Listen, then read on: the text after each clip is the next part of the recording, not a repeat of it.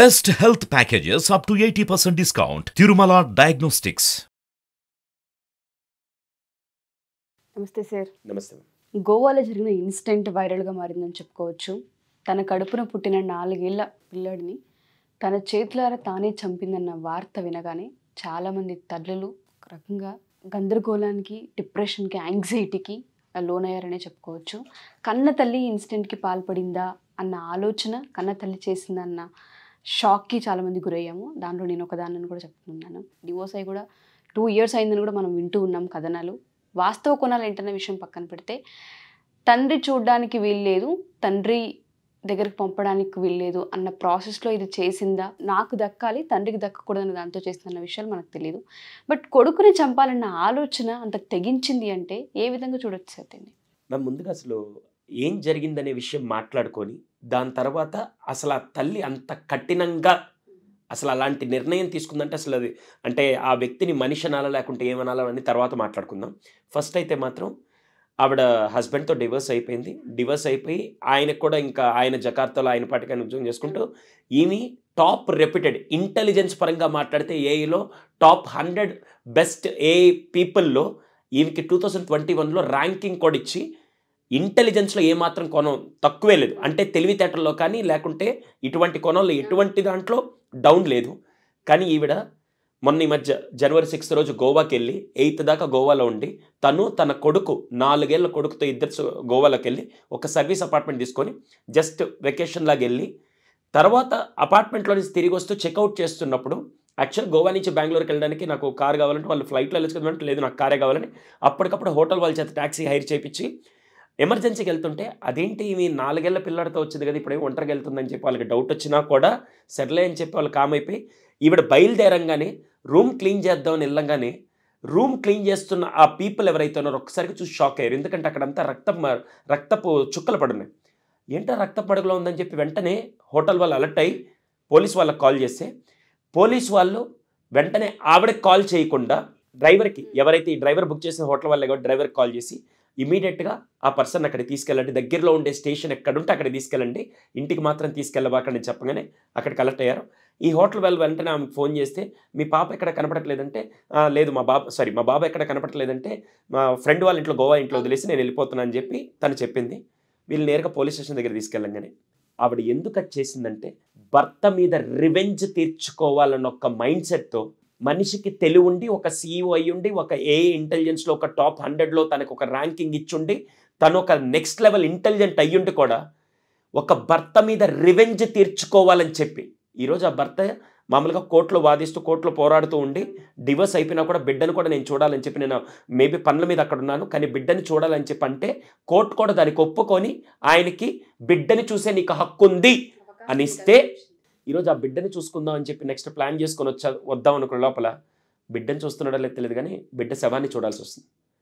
అంత కఠినమైన పరిస్థితిలో, అంటే రక్తం పంచుకు పుట్టిన బిడ్డ కంటే తన భర్తని రివెంజ్ తీర్చుకోవాలన్న ఒక ఈగోయిస్టిక్ మైండ్ సెట్ మనిషిని ఎంత దారుణానికి తీసుకెళ్తుందో ఇదే ఇన్సిడెంట్. ఇదొక్కటే కాదండి, ఇక్కడ భార్య లేకుంటే భర్త అనే విషయం పక్కన పెడితే, ఒక మనిషికి ఉండే ఈగోతో తన మినిమం ఇంటెలిజెన్స్ అంతా పక్కన పెడితే కామన్ సెన్స్ను కూడా మర్చిపోయి ఇలా బిహేవ్ చేయడం అనేది చాలా దారుణం. నేను ఇంకా మీకు కొన్ని విషయాలు చెప్తాను. నేను ఈ మధ్య రీసెంట్గా 3 నెలల బ్యాక్ ఒక గవర్నమెంట్ స్కూల్స్లో ఒంగోలు దగ్గర ఒక మారుమూల పల్లెటూరు దగ్గర గవర్నమెంట్ స్కూల్లో క్లాస్కి ఇవ్వడానికి వెళ్ళాను. ప్రిన్సిపల్ మ్యామ్ కూర్చొని నేను కూర్చొని మాట్లాడుతున్నాను, ఎందుకంటే ఈ లోపల అరేంజ్మెంట్స్ చేస్తున్నాను. అరేంజ్మెంట్ చేస్తున్నప్పుడు ఒక మదర్ వచ్చారు. మదరు వాళ్ళ 6th క్లాస్ చదివే పాప వచ్చి నిల్చున్నారు. నేను కామ్గా ఈ లోపల మాట్లాడుతున్నాను అని చెప్పి నేను వింటూ ఉన్నాను. ఆ మదర్ వచ్చి ఏమన్నారంటే, మేడం వీళ్ళ నాన్నగారు వస్తే ఈ పాపను మాత్రం బయటికి పంపించకండి అని చెప్పారు. వీళ్ళ నాన్నగారు వస్తే ఈ పాపను మాత్రం స్కూల్ నుంచి బయటికి పంపించకండి, మేము వస్తే కానీ బయటికి పంపించకండి అని చెప్పారు. రీజన్ ఏంటి సార్? నాకు అర్థం కాల. ఎవరన్నా బయట వాళ్ళు స్ట్రేంజర్స్ వస్తే పంపించొద్దు అని చెప్తారు, సొంత నాన్న వస్తే ఎందుకు నేనేం మాట్లాడుకుంటా కామ్గా ఉన్నాను. వెళ్ళిపోయారు. వెళ్ళిపోయిన తర్వాత, మ్యామ్ నేను విన్నది ఏమన్నా రాంగ్గా, ఆవిడ వేరే వాళ్ళని చెప్పారా తండ్రి అని చెప్పారంటే, లేదు సార్ మీరు విన్నది రైటే, తండ్రి వస్తేనే పంపించొద్దు అని చెప్పాను. నా తండ్రి వస్తే ఎందుకు పంపించొద్దని ఏమండి మేము తెలుసుకోవచ్చు అంటే, సార్ దానికంటే ముందు మీకు ఒక విషయం చెప్తాను.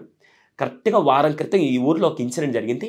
మా స్కూల్లో చదివే అమ్మాయికి ఒక ఇన్సిడెంట్ జరిగింది. ఏంటంటే, మా స్కూల్లో 7వ తరగతి పాప ఒక అమ్మాయి ఉంది. ఆ అమ్మాయి వాళ్ళ నాన్న అమ్మ ఇద్దరు గొడవలు పడి విడిపోయి నాన్న వేరే దగ్గర ఉన్నారు. అమ్మ తనకుండే ఈ 3 సంతానాన్ని తీసుకొని వచ్చి ఊరిలో ఉంటూ అమ్మ వాళ్ళ దగ్గర ఉంటూ పని చేసుకుంటూ ఈ పిల్లల్ని చదివిస్తుంది. ఆ తల్లి ఏం చేస్తుందంటే పిల్లలు ఎక్కడున్నారో తెలిస్తే మళ్ళీ ఆయన ఏమైనా హాని చేస్తాడని చెప్పి ఆ 3 పిల్లలు ఎక్కడ చదువుతున్నారో కూడా ఆయనకి తెలియదు. ఆ తండ్రికి తెలియకుండా జాగ్రత్త పడుతూ వచ్చింది. సంహవ్ ఆ తండ్రి తెలుసుకున్నాడు ఈ 7th క్లాస్ పాప ఎక్కడ చదువుతుంది, తన పెద్ద కూతురి అమ్మాయి ఎక్కడ చదువుతుందో తెలుసుకొని ఒకరోజు సాయంత్రం 4 గంటలకు స్కూల్ బెల్ కొట్టంగానే యాక్చువల్గా ప్రతిరోజు వాళ్ళ మామయ్య అంటే అమ్మ వాళ్ళ అన్నయ్య వచ్చి ఎక్కించుకొని ఇంటికి తీసుకెళ్తాడు. ఆ రోజు ఆయన ఒక 5 నిమిషాలు లేట్ అయ్యేసరికి ఈ పాప వాళ్ళ నాన్న బండిలో కూర్చోవడం చూశాడు. చూసి వెంటనే ఈ మామయ్య అమ్మకి ఫోన్ చేశాడు.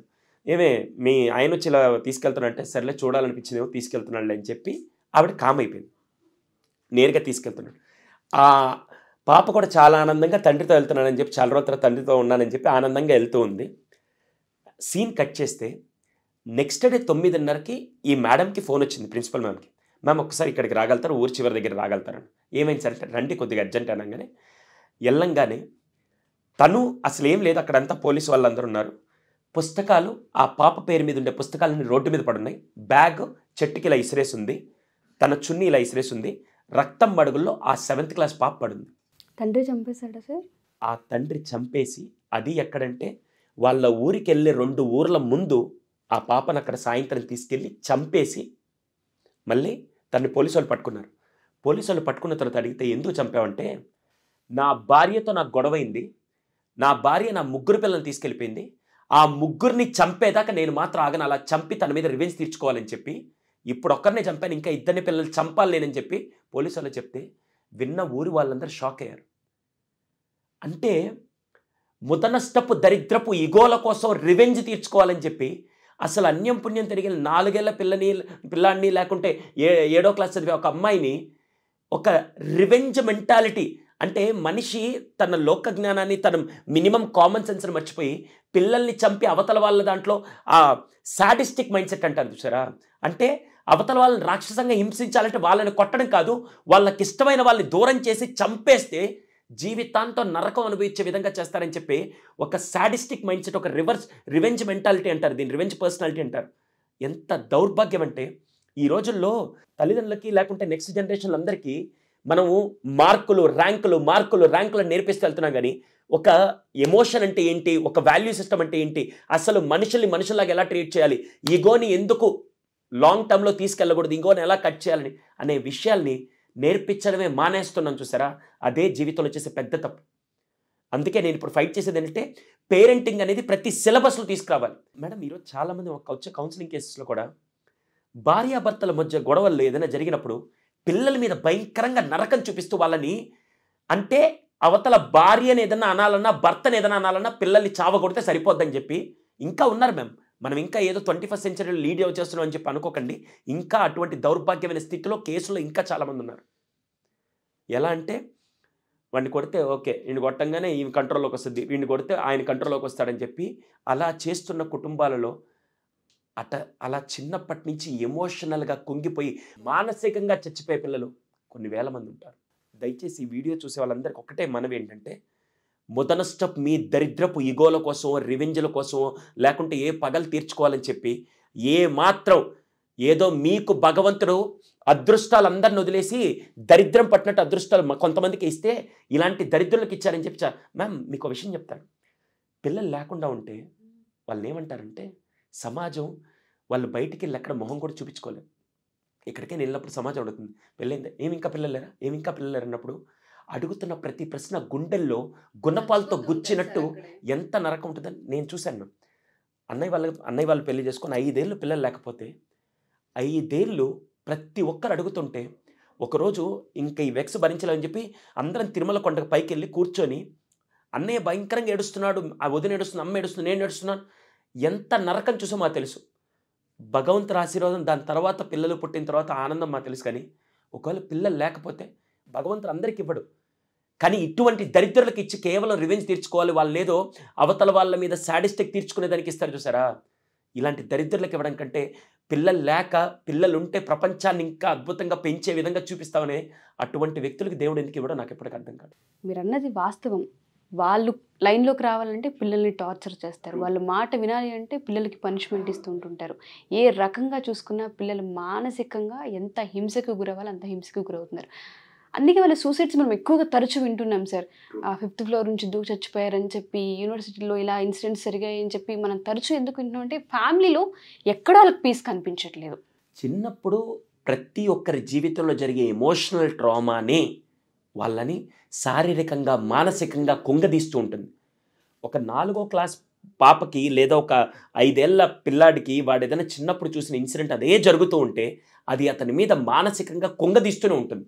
ఇది సైకలాజికల్గా ఫ్యామిలీ హిస్టరీలో మేము చూస్తే ఏం జరిగింది, మీ అమ్మ నాన్న మధ్య ఏమన్నా గొడవలు ఉన్నాయని చూసినట్టు నేను చిన్నప్పటి నుంచి చూస్తున్నాను సార్, అదే నా వల్ల నాకు పెళ్ళి వద్దు సార్, నాకు జీవితం వద్దు సార్ అని చెప్పి వెక్స్ అయిపోయిన వాళ్ళు కూడా కోకొల్లలు ఉన్నారు సార్. ట్రూ, మీరు అన్నట్టుగానే ప్రతి స్కూల్స్లో కనుక పేరెంటింగ్ ఎడ్యుకేషన్ తీసుకురాగలగాలని కోరుకుందాం. అసలు ఎమోషన్స్ అంటే ఏంటి, తల్లి అంటే ఏంటి, తండ్రి అంటే ఏంటి, ఈ ఎమోషన్స్ కనుక నేర్పించగలిగితే కొంతలో కొంత ఇవి ఆగుతాయనే మనం ఎక్స్పెక్ట్ చేయొచ్చు. Thank you so much sir. Loss అయితే లాస్ జరిగింది, చిన్న పిల్లాడు మరణం ఎవరు తీసుకోలేంది, ఎవరు యాక్సెప్ట్ చేయలేంది. బట్ ఆ తల్లికి మాత్రం గట్టి శిక్ష పడాలనే కోరుకుందాం. Thank you sir. Thank you.